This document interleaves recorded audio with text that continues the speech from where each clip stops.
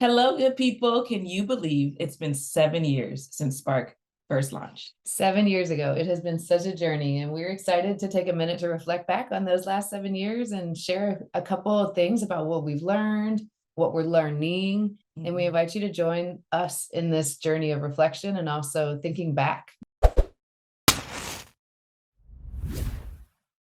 So important. Core to Spark's core beliefs and everything that we do is taking that pause. So we felt like it was a good moment to just take a minute and think back. Yeah. Yeah. A lot has happened in 7 years. A lot. Yeah. So we also invite you to reflect with us That's and think right. about what you've been up to for the last 7 years. So let's jump in. We at Spark a lot of the time talk about kind of the why, the how, and the what of equity and inclusion. Like why we do what we do is so important for us to have clarity on how we do it and what we do to take action on that and make sure there's alignment is super important. So how would you say we've evolved over the years, and what have you kind of either learned or noticed about either how the why has changed or stayed the same, and how what we've done and how we do what we do has evolved?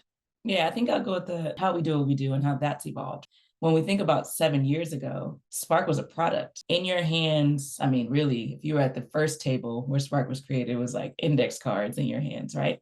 So it was an actual item that you could manipulate and play with. Those conversations, every single time we had the chance to play Spark with communities, or every time people told us they played Spark, what the big takeaway was folks were learning about individuals that they wouldn't have otherwise maybe sat at the same table with, shared deep and intimate things with, and it was authentically creating this space that I think is a huge part of what we say here at Spark, which is like conversations are vehicles for change, right? And when you have a product that allows authentic conversations to come about, you then create all these changes, right? Systemic changes. You create changes within how comfortable people feel on teams. So I think the evolution has gone from this game, this product, creating those conditions to actually then saying like, okay, we can utilize that as like our opening, but we can go even further if people are starting to get more authentically comfortable with one another. Yeah. And then we can start talking about things on the institutional level, right? And making changes there. Mhm. So that's been pretty dynamic the last 7 years for sure. Yeah. To think that it all started with this idea and this belief that, hey,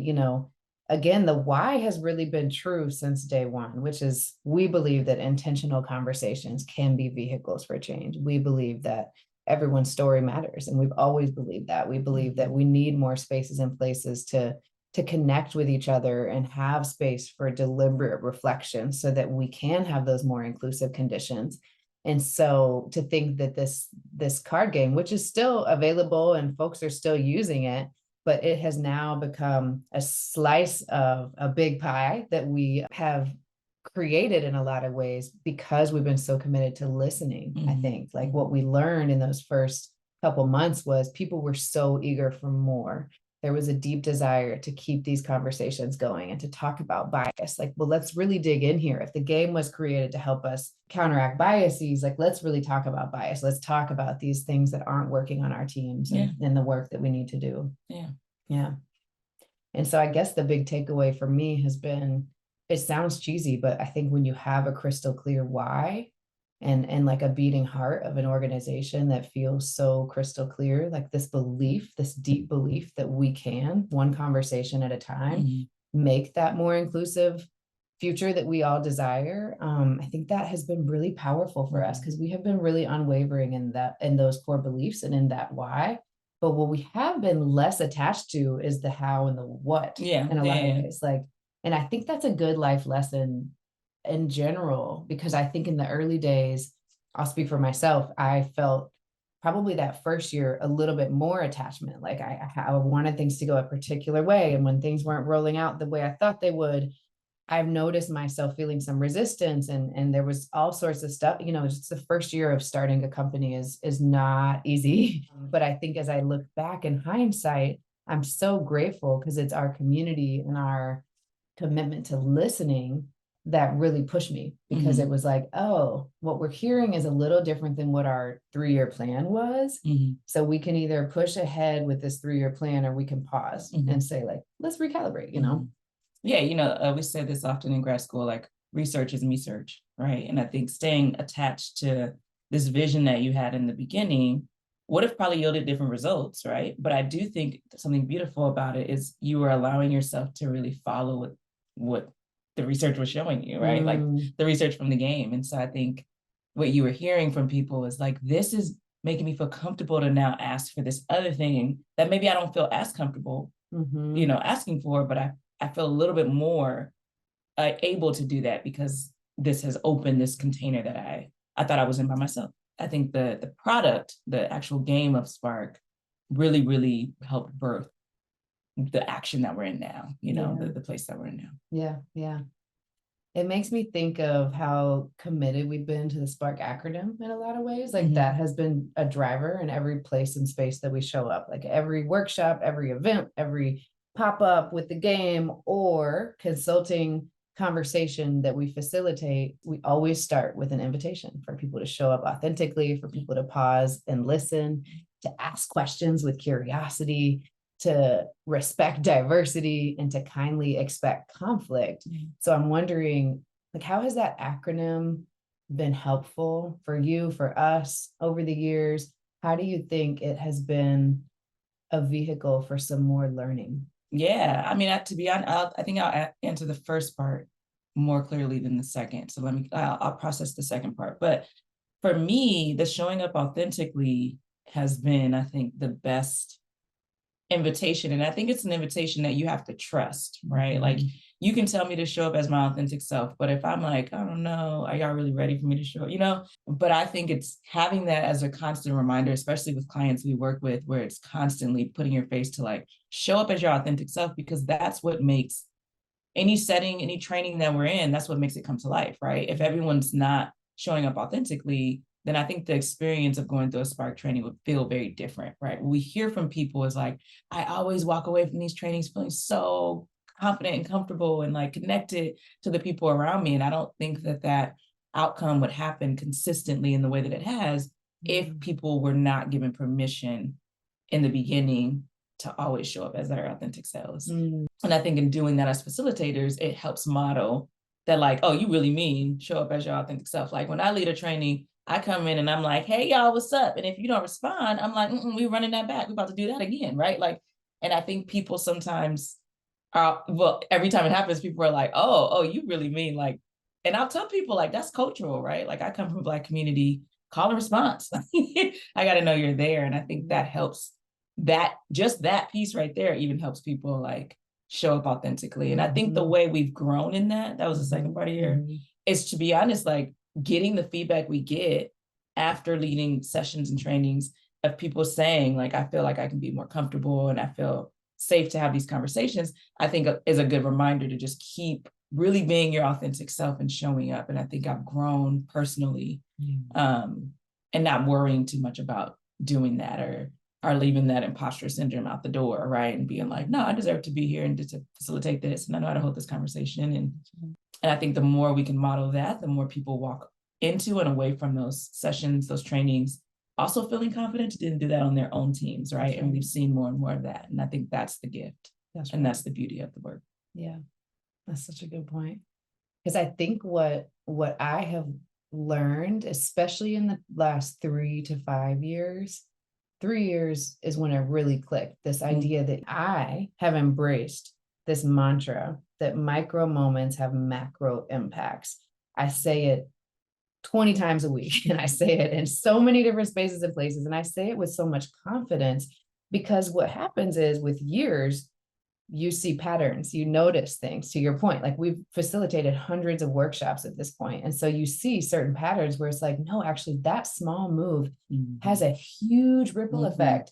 And I think in the early days, we didn't realize the impact of some of those small moves. And so I do agree, like we always touch back on either space for people to share their stories, people to, time and space to reflect on identity wheels, time for people and us to lead by example and to learn out loud. The power of a little bit of vulnerability has shown us just leaps and bounds how much that opens up the door for other people. And I think especially with this work that it's so complex and it's so personal, there is no playbook. There's learning that happens in two places, right? When you get to be in a session with folks, you're learning the content, but you're also learning the approach. You're watching facilitation and you're like, oh, I could open up a meeting like that. Or I feel that same way. So I want to, embrace that. Like, I don't need to be ashamed of that, or whatever the case. And I think that a friend of mine always said, confidence comes from evidence. And I think that's right. Like, the more evidence you see and the more times you've done something, it's like, right, yeah, we're going to stand firmly in this. And I think what it's allowed us to do is no doubt is helping people tap into that confidence themselves. Yeah, for sure. And that's a gift. What a gift to get to kind of open those doors and to give people permission. Like, I think a lot of times we're just turning on the permission light for people to be like, yes, you show your full self. Don't turn that part of you off when you go to work, right? People are craving authentic connection in so many ways. Yeah. And also I think someone on our team earlier today said, it's interesting, 7 years is a long time. And she was saying that if we had started Spark this year, she asked, do you think we would be as prepared to navigate these volatile times? We've seen a lot. We've navigated a global pandemic and stayed not just afloat, but stayed thriving. We've navigated unprecedented, situations like moving states and political times and volatility and starting a family. I mean, we've done a lot. And so I think I'm just curious to hear your thoughts on how these 7 years have prepared us to feel grounded, even amidst such uncertain times. Yeah, I mean, I think we've had to, because we've had an opportunity to learn from such diverse groups of people, you learn history in such a unique way, right? Like, you can learn history, open a book and learn history that way, but you also learn history through people's stories. And I think that those stories have given foundation for us to be able to confidently stand on during these most volatile times, right? And you can argue that there have been other volatile times that are even bigger than this moment, but I really do think being in community with such a diverse group of people and experiences and backgrounds and understanding and processing, right, has really nothing that is happening in our world comes with too much surprise as much as it comes with the humanity of feeling pain for the pain that people are experiencing, right? But if you really study the world, we recycle a lot of the same issues, right? And they stem a lot from not understanding one another. If we really want to think about it, like, there's a lot of not being in community. There's a lot of not being able to show up authentically, not being truthful about who we are, not leaning in and listening, not respecting the diversity that's in the room. And so I think because we've had a lot of practice with that, then it's given us an opportunity to face whatever continues to come our way. We'll talk to different people about different things that are going on in their different spaces and organizations. And it always comes back to, like, the foundational piece that we always work with, helping people get in the room, right? Like, helping people show up and say, like, this is who I am and this is how I'm looking at the inequities that exist or the lack of diversity that we have or whatever, right? But without people finding space for their voice, their truth, their stories to live, it doesn't just happen, right? Like, and so I think we have enough evidence to know that the recipe that we have to do this work is everlasting. Like, it's not like, oh, we could do this work unless this happens in the world. You know what I mean? Like, it's not dictated by that. And so I feel really confident that, while hard from a humanity place, right, to sit in some of these harder spaces and learn, the experiences that some folks have had, like, I am confident that all the research we've done, all of the learning we've put into this organization, this company, it allows for the outcomes to continue to exist and be rich, even in the most volatile times. Yeah, it's such a good point, because it makes me think that, for me, hearing you talk, I was thinking, since day one, we have always been holding space for two things to be true at the same time. We have always been holding space for pain, diversity, equity, inclusion, belonging work. When you're really committed to doing the work, it is painful. It is not easy to face history and to face systems that have not served all people, right? And so we've always been holding space for pain, and we're real serious when we say kindly expect conflict and tension. Like we really do expect it, and we have since day one. And so I think that hearing you talk, I'm like, right, we've been training for, even before doing this work, for a decade working in schools. You know, you're trained, we have been training to build those muscles to be holding pain, like deep pain, when you're holding space for addressing inequities. And then at the same time, this literally at the same time, we're holding space for hope and possibility and reimagining and taking things one day at a time, and believing that truly we can change systems, one system at a time, one conversation at a time, one policy at a time, right? And so I think that muscle that we've been building and stretching and flexing 7+ years, and then 10 years before that, is like, right, it is a different flavor of hard right now, but it has always been a flavor of hard. And so we have had the practice to say, this is heavy. And we don't get nervous about saying that. And when we open up space, or when we're holding space for people to process, not to say that there haven't been times that have been harder, and that there is more emotion and more grief and more pain and more trauma. But I'm grateful for the journey, because I feel like every year I get more practiced. It's not about perfect or doing it right, but it's like I have more practice processing and holding space for these two things to be true. Yeah. The other thing that I've been, as I was listening to you, the word like input keeps coming up to me. Like when times are volatile or hard, you turn to the things you trust, right? Whether that's the news outlet you trust, the family members you trust, the authors you trust, you turn to the things you trust. And you have connection to the things you trust because they connect to you in a way that feels authentic, that you can relate to, whatever the case may be. Doing this work, it has allowed for other inputs that we maybe wouldn't have sought out, right? From other individuals and their, like, the way that they see the world or the opinions that they may carry. And that, I think, has diversified our minds to be able to hold more, right? Like I might want to only turn to the human beings that I feel connection to or trust with in times of chaos or in volatile times. But this work has given us an opportunity to not just stay there, right? Yeah, I might go there. That might still be my comfort place. But in doing this work, I've also created another space that I can turn to hear, to listen, to try to really imagine how you got to that point, right? Versus the point that I got to. There's just been more practice over the last 7 years that I think prepares us more and more, not just like in these times, but even as parents. Yeah. Yeah, I think that's real. That a lot of people, one of the themes, and we'll start closing out after this, but I think one of the themes that always comes up when we get feedback after workshops or sessions with our clients or community members is like, this content is so impactful. Like I think about my work differently, but also I just have to say, it has impacted me as a human. Like I feel like I'm going to be a better parent or a better family member because I'm thinking differently about these micro moments, or about my biases, or about the way that I say this thing. And so I think that's a really good point, that like what I have been more practiced at these last 7 years, because again, the more you do something, the more comfortable and confident you feel, just being like, no, actually this is about integration. Like this does apply. We can't divorce who we are from the work and from all of these things. And so I think that is a really powerful insight that we are learning through this work, that some of the lessons apply in other places. Oh yeah, for sure. Yeah.